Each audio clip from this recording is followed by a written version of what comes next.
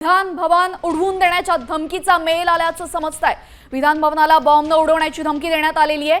विधान भवनाला बॉम्ब उडवण्याची धमकी एका अज्ञाताने दिलेली आहे। दरम्यान या संदर्भातला अधिक तपास आता पोलिसांकडून सुरू झालेला आहे। अत्यंत महत्त्वाची बातमी तुम्ही पाहताय, विधान भवनाला बॉम्ब उडवून देण्याची धमकी यावेळेस देण्यात आलेली आहे।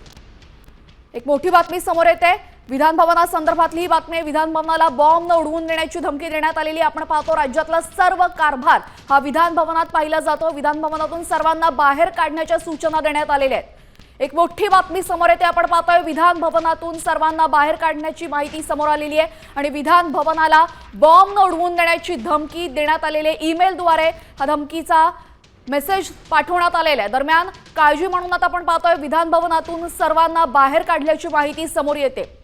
राज्याचं संपूर्ण कामकाज या केंद्रामध्ये चालतं। विधान भवन हे राज्याचं मुख्य केंद्र असतं। अनेक योजना तिथे बनलेल्या असतात।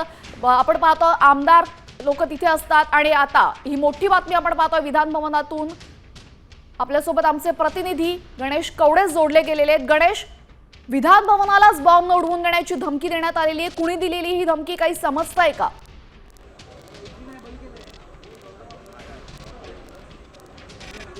नक्कीच ईमेलच्या माध्यमातून खरं तर ही धमकी आल्याचं माहिती मिळते आणि यानंतरून विधान भवनामध्ये कोणालाच प्रवेश आहे तो दिला जात नसल्याचं सध्याचं चित्र पाहायला मिळतं। विधान भवनाच्या सर्व जे गेट आहेत ते बंद केलेले आहेत आणि जे काही आतमध्ये पहिले सुरुवातीला काही कर्मचारी गेलेले आहेत त्यांना फक्त आतमध्ये ठेवण्यात आलेले आहे, मात्र बाकीच्या सर्व कर्मचाऱ्यांना आहे ते बाहेरच ठेवण्यात आलेलं आहे। त्यामुळे आता थोड्याच वेळामध्ये बॉम्ब स्क्वॉडचं पथक देखील येईल।